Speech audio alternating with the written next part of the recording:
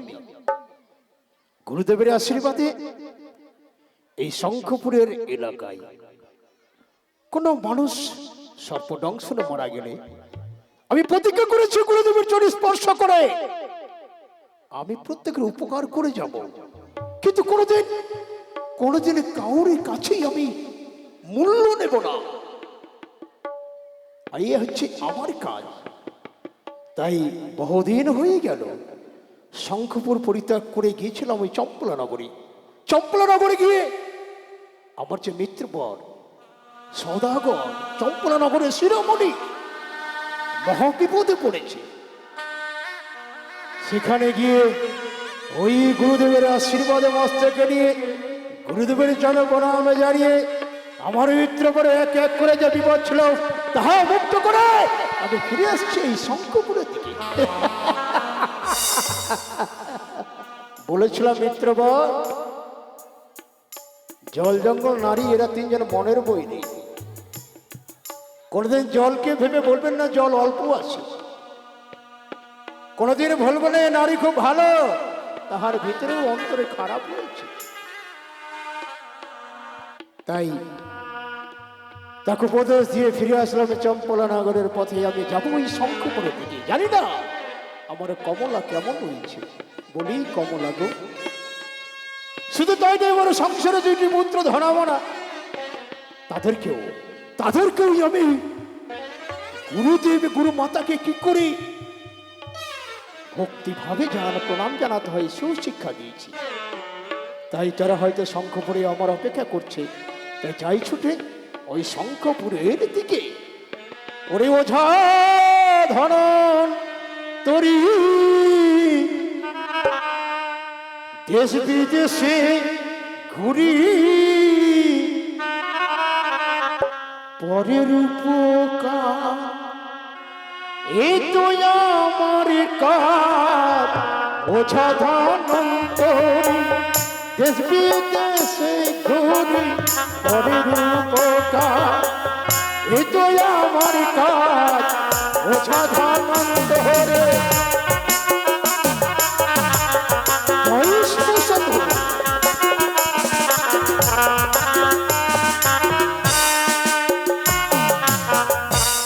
ধনন্তরি দেশ বিদেশে ঘুরি পরের উপকার এটাই আমার কাজ।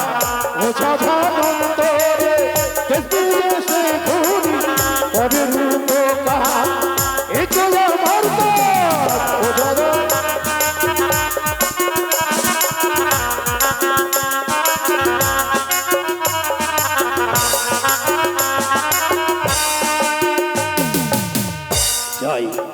বিলম্ব হয়ে গেল আমার। শঙ্খপুরের দিকে এগিয়ে যাই।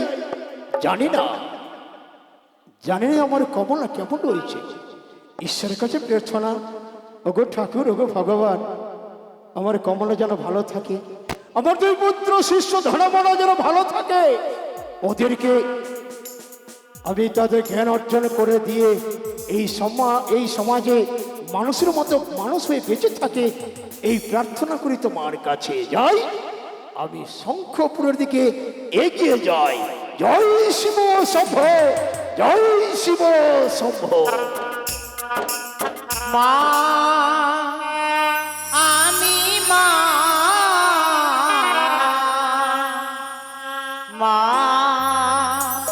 সকলের মা।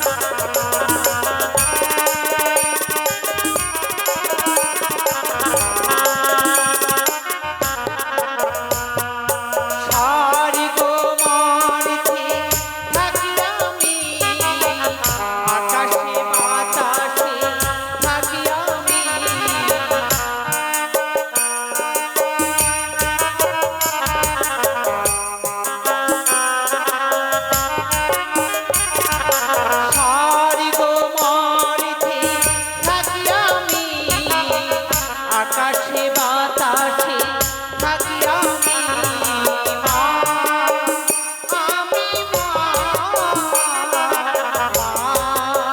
সকলের মা, আমি মা, সকলের মা, আমি মা, সকলের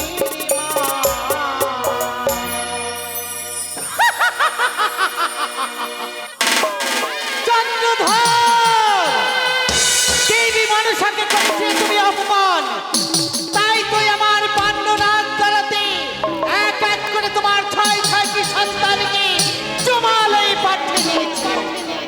কাঁদো কাঁদো চন্দ্রধর, কাঁদো তুমি চম্পকের প্রাসাদে বসে, চেয়ে দেখো হংস রাতে হাসছে দেবী মনসা। না, একে দেখছি শঙ্করপুর থেকে ওঝা ধরন্তরী ওই চম্পক নগরী প্রবেশ করে এক এক করে চন্দ্রধরের ছয়টি সন্তানকে প্রাণ ফিরিয়ে দিয়েছে। না না না, তবে কি পথের কাটা হয়ে দাঁড়ালো সেই শঙ্করপুরের ওঝা ধরন্তরী? আমি কি করব? চলে যাব আমি ধরন্তরীর নিকটে, তাকে আমি পরীক্ষা করব সে কত বড় ওঝা। তাকে নিষেধ করবো আমি চম্পকে যেতে, কারণ আমি আমার পুজোর কারণেই চন্দ্রধরের এক এক করে আমি ধ্বংস করতে চলেছি। আমার কাজ আমি সিদ্ধি করবই, তাই তো ছুটে যাই না কেন ওই ধরন্তরের সম্মুখে।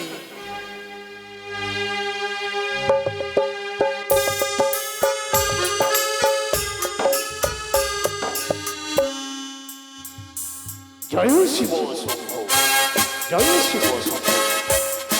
বিলম্ব হয়ে গেল আমার। দাঁড়াও ধনন্তরী। পদ্মা মম সম্মুখে কেন? আমি জানতে চাই ধনন্তরী, তুমি কোথায় গিয়েছিলে? ও, আমি কোথায় গিয়েছিলাম? হ্যাঁ, আমি গিয়েছিলাম ওই চম্পলা নগরী মিত্রবীর নিকটে। কিন্তু কেন? আমার মিত্রবর মহাবিপদে পড়েছিল, তাই আমায় করেছে স্মরণ। গেছিলাম তার বিপদ উদ্ধার করিতে। কি বিপদ? এক এক করে তো 6টি পুত্র সর্পদংশনে মারা গেছে, লক্ষের বাগান ধ্বংস হয়ে গেছে। পুনর্জীবিত করেছি আমি তাদের। ফিরে যাচ্ছি আমার শঙ্খপুরের দিকে। ধনন্তরী, কি? তুমি কি জানো না চন্দ্রধরের সঙ্গে চলছে আমার বা দেবী সম্বাদ? চন্দ্রধর জামাই দেবী বলে মানতে চাই না, আমার চরণে পুষ্পাঞ্জলি অর্পণ করতে চাই না, তাই এক এক করে চন্দ্রধরের আমি সর্বনাশ করতে চলেছি। ভুল করেছো তুমি।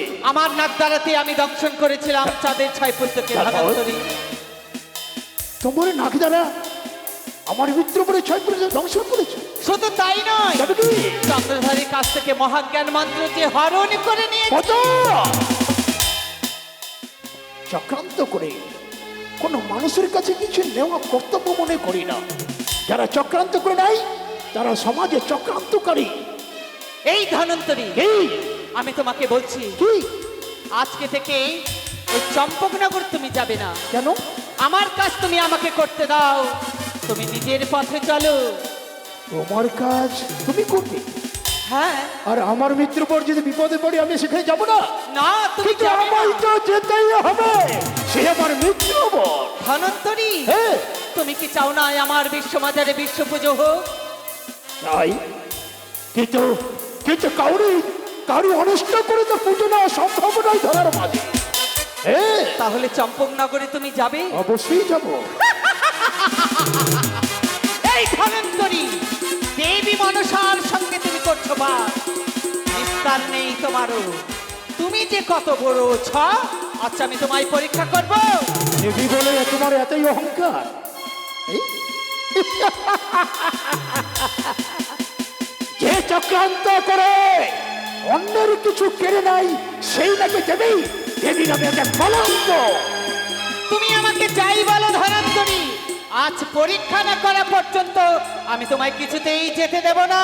তুমি আবার আমায় পরীক্ষা করবে? হ্যাঁ হ্যাঁ, আমি জানতে চাই তুমি কত বড় ওঝা। ও তুমি এখনো জানো না আমি শঙ্খপুরে বাস করি, আমি কত বড় ওঝা?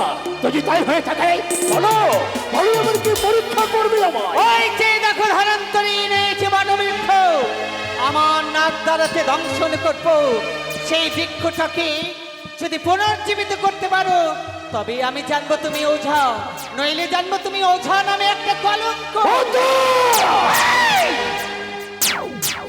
যত হয়ে কথা বলো, দেবীর মুখে এহেন ভাষা মানাই না পদ্মা। যদি তাই হয়ে থাকে পরীক্ষা করতে চাও তবে বেশ, আমি পরীক্ষা দেবো তোমার সাথে। সেই দেখো ধনন্তর, সেই বৃক্ষটাকে আমার নাক দ্বারাতে আমি করলাম দংশন। ওই তো বৃক্ষতে পুরে সাক্ষাৎ হয়ে গেল। তাই তাই আমার পরীক্ষা উত্তীর্ণ হবে, হতেই হবে। আমার গুরুদেব, আমি তোমার চরণে শরণাপন্ন। এই মুহূর্তে আমি সেই বৃক্ষকে পুনর্জীবিত করলাম। জয় শ্রীরামচন্দ্র। দেখো পদ্মা, দেখো দেখো পুনর্জীবিত হয়ে গেছে বৃক্ষটি। আমি বিশ্বাস করছি, কি?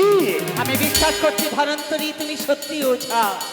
তবু আমি তোমাকে নিষেধ করছি, তুমি চম্পকে যাবে না।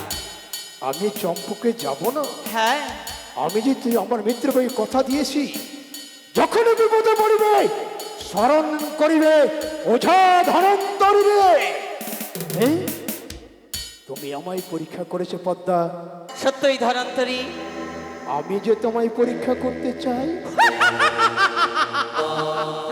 এই ধনন্তরী, মানব হয়ে দেবী মনসাকে কি পরীক্ষা করবে তুমি? আমি জানতে চাই তুমি কত বড় দেবী। আজকে যদি আমার পরীক্ষায় উত্তীর্ণ হতে পারো তবে বুঝবো সত্যি সত্যি তুমি দেবী। তাই হবে ধনন্তরী, তুমি আমায় কি পরীক্ষা করবে? ইস, তোমার সম্মুখে আমি গণ্ডি অঙ্কন করে দেব। সেই গণ্ডি পার হয়ে তোমায় এই পারেই আসতে হবে।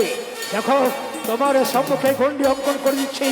ব্রহ্মা বিষ্ণু মহেশ্বর, এই পারে এসো। ধনন্তরী, সামান্য এই গণ্ডি রেখা পার হয়ে দেবী মনসাকে তোমার কাছে যেতে হবে। এই তাই হবে ধনন্তরী। চেয়ে দেখো দেবী মনসাই আজকে তোমার পরীক্ষা দিতে যাচ্ছে। এই গণ্ডি রেখা পার হয়ে এসো। তোমার কাছে যাচ্ছে। এসো এসো এসো এসো কোথায় এসো এ কি না? এসো। এই কি দেখছি আমি, আমার পিতার নামে গণ্ডি আঁকানো রয়েছে। না না না, আমি সকল দেবী দেবতাকে অপমান করতে পারি, পারি নাই আমার পিতা মহেশ্বরকে অপমান করতে। তাই তো এই গণ্ডি রেখা পার হয়ে আমি যেতে পারছি না তোমার কাছে ধনন্তরী। পারলে না তো? তুমি যেমন আমায় পরীক্ষা করেছিল, আমি পরীক্ষা উত্তীর্ণ হয়েছি পদ্মা।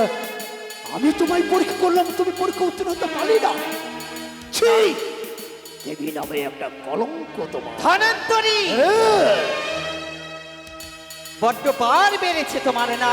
তাই বুঝি? আমি তোমার শেষ থেকেই ছাড়বো ধনন্তরী। তুমি মৃত্যুর জন্য তুমি তৈরি হয়ে থেকো। হ্যাঁ হ্যাঁ, আজকে থেকে চন্দ্রধরের সঙ্গে বিবাদ আমার বন্ধ রইল। আজকে থেকে বিবাদ চলবে তোমার সঙ্গে। যতদিন পর্যন্ত আমি তোমার মৃত্যু মুখ দর্শন না করেছি, আমি তোমার পথটাতেই থাকবো ধনন্তরী। মৃত্যু তোমার অনিবার্য। পারবে না, পারবে না পদ্মা, তুমি আমার সঙ্গে। এই স্থায়ী যদি হয়ে থাকে আমিও প্রতিজ্ঞা করলাম তোমার সঙ্গে রইব আমার আদমি সঙ্গ।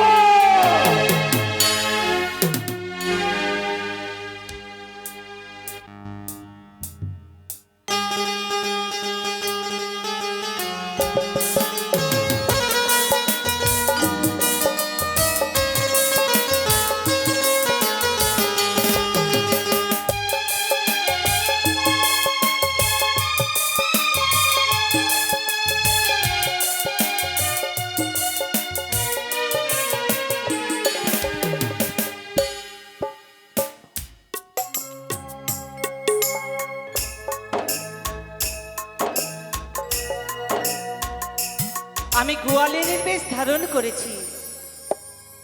এই দধি বিক্রয় করার যাব আমি জন্য শঙ্খপুরে। দধি বিক্রয় আমায় করতেই হবে, কারণ ধনন্তরের যে মৃত্যু কিসে সে কথা আমাকে জানতেই হবে। তাই আমার বেশভূষা দূরে রেখে গোয়ালেনের বেশ আমি ধারণ করেছি, ছুটে যাই ওই শঙ্খপুরের দিকে। ও মায়েরা, ও বাবারা, তোমরা আমার কেউ দধি নেবে গো?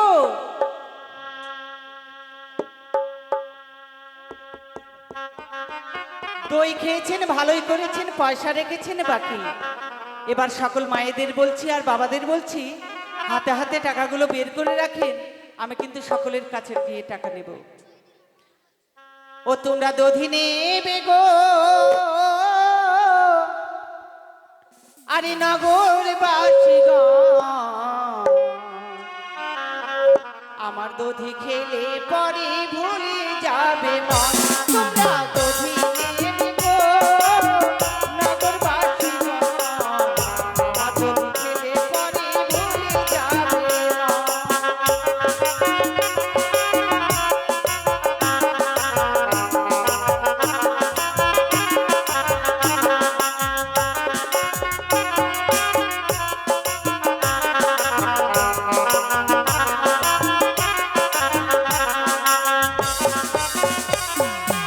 আমি পশ্চিম পাড়ায় গিয়েছিলাম, ধারে দধি দিয়েছিলাম।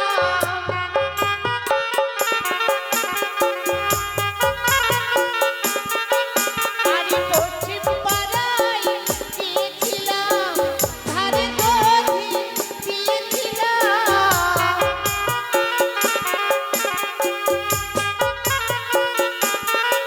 বাড়ি দধির পয়সা নেব আদায় কইরা, হায় রে।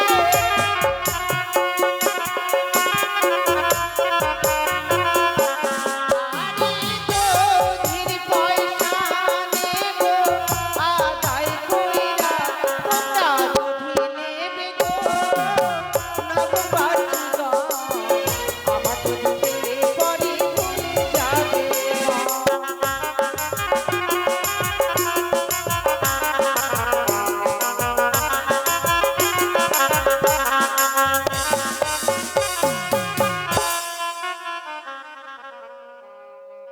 বলে ও দাদা। হ্যাঁ ভাই,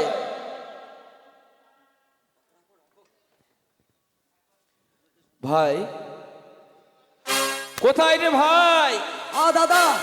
আয় শিগগিরি আয়, শিগগিরি আয়। আচ্ছা বলো দাদা, তুমি এত ডাকাডাকি করো মানে? ভাই হ্যাঁ। তুই তো জানো আমরা গুরুদেব ছাড়া কিছুই বুঝি না, তাই না? অবশ্যই দাদা। তাই ওই গুরুদেবের জন্য কি করতে হবে আমাদের? দাদা, গুরুদেব যখন আমাদেরকে ছেড়ে চলে যায়, হ্যাঁ তখন গুরুদেব বলে গেছে আমাদেরকে যে ফুল ভাঙতে। নিশ্চয়ই গুরুদেব আসলে নিশ্চয়ই পূজায় বসবে দাদা। নিশ্চয়ই। তবে দেরি না করে চলে দাদা আমরা ফুল ভাঙতে যাই, কেমন? ভাই হ্যাঁ আজ গুরুদেবের জন্য আমরা ওই পুষ্প বাগানে ছড়ে যাব, হ্যাঁ, আর সুন্দর সুন্দর পুষ্প তুলে নিয়ে এসে গুরুদেবের চরণে এনে দেবো, তাই না? ঠিক আছে দাদা। আর গুরুদেব আমাদের সেই পুজোতে বসবে। হ্যাঁ হ্যাঁ হ্যাঁ, তাই বলি ভাই, আজ যখন দু ভাই মিলে আমরা যাবো সেই পুষ্প বাগানে, তাই একটি ছোট করে গান বল, আর সেই গানের ছন্দে ছন্দে আমরা পৌঁছে যাবো সেই পুষ্প বাগানে। তাই বুঝি? হ্যাঁ চলো চলো দাদা চলো। চলো ভাই চল।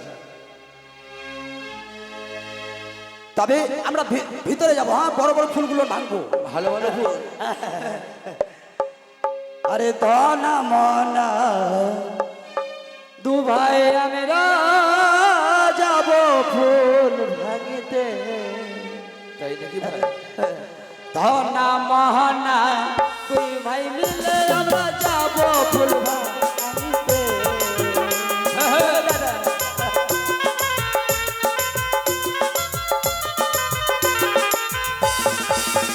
আমরা ফুল ভাঙিব তারা বলে,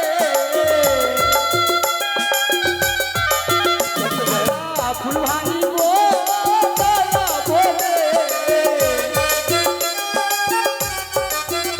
আমরা ধনা মনা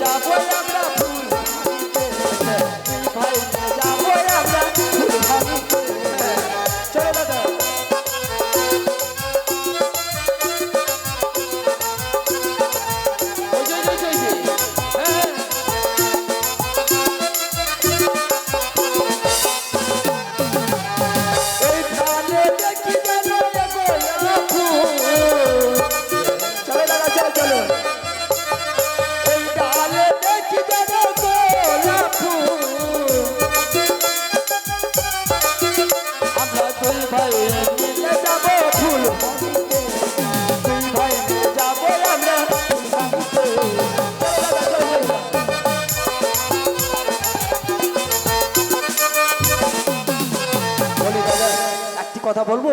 বল ভাই। গুরুদেবের যদি লাল জবা ফুল না পায়, হ্যাঁ। গুরুদেবের পুজো কিন্তু সন্তুষ্ট হয় না। সত্যি বলেছিস ভাই। তবে চলো দাদা, যদি জবা ফুলকে ভাঙতে যেতে হয় তাহলে আরেকটু ভিতরে যেতে হবে, কেমন? তো দেখা আছে। হ্যাঁ চল চল চল। চলো চলো চল ভাই। আমরা দুই ভাই মিলে যাবো দেখো ফুল ভাঙিতে।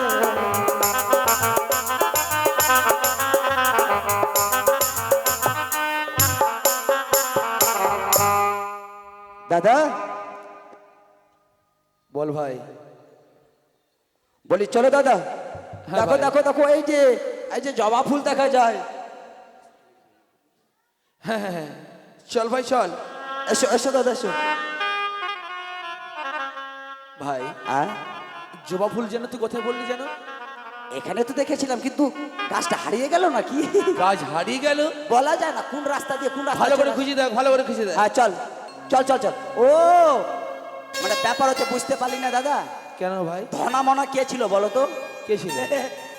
ধনা মনা ছিল, শুনেছি নাকি দারুণ একটা মানে এক যুগে বড় একটা মাতাল ছিল। তা আমরা এই মাতালে ঢোকা হয়তো ভুলেও যেতে পারি নাকি? আমরা মাথায় হ্যাঁ? না না আগে ছিলাম, এখন তো সাধু হয়েছি না। ভালো করে খুঁজে দেখ। হ্যাঁ এখানে হয়তো কোথাও জবা ফুলের গাছ রয়েছে। হ্যাঁ চলো চলো। হরি বল হরি বল হরি বল হরি বল হরি বল হরি বল হরি বল।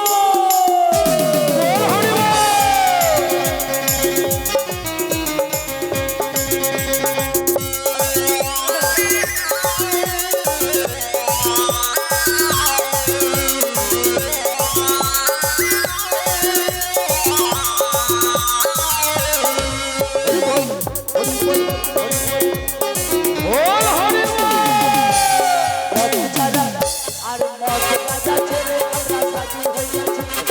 পোল্ট্রি মাংস ছেড়ে আমরা সাধু সেজেছি। সাধু সেজে আমরা ধনা মনা সেজেছি। আমরা গুরু ধরেছি বড় পুণ্য সেজেছি। আমরা গুরু ধরেছি বড় পুণ্য সেজেছি। খুঁজে দেখ, খুঁজে দেখ।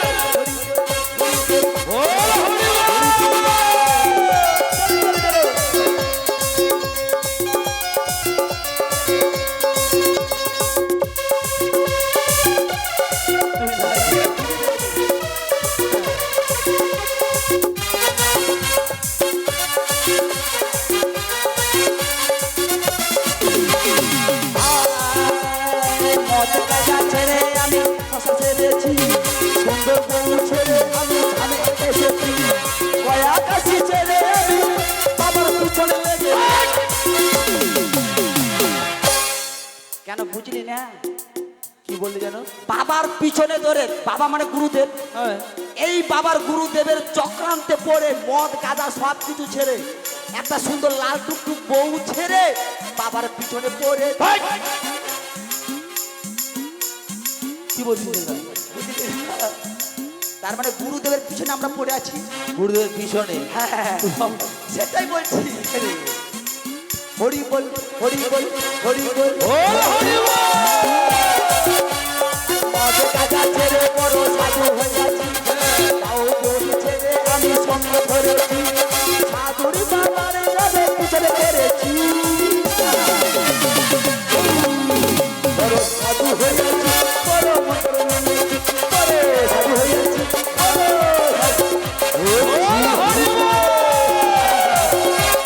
চলো চলো চলো চলো ভাই।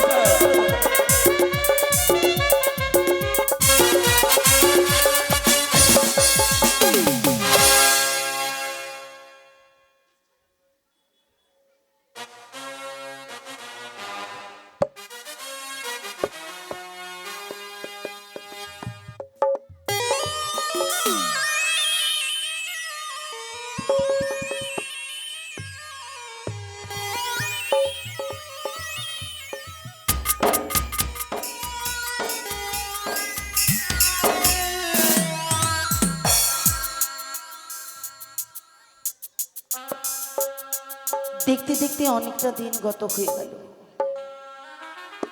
বেশ কয়েকটা মাস গত হয়েও গেল। কেন যেন আজ বারবার স্বামীর কথাই মনে পড়ছে। তিনি যাওয়ার সময় আমায় দিয়ে গেছিলেন দুইখানা বাঁশি, একটি দুঃখের বাঁশি আরেকটি সুখের বাসি। আমায় বলে গেছিলেন, কমলা, যদি কোনো বিপদে পড়ো দুঃখের বাঁশিটি টান দেবে, আমি বুঝবো তুমি বড় দুঃখে আছো। যদি সুখে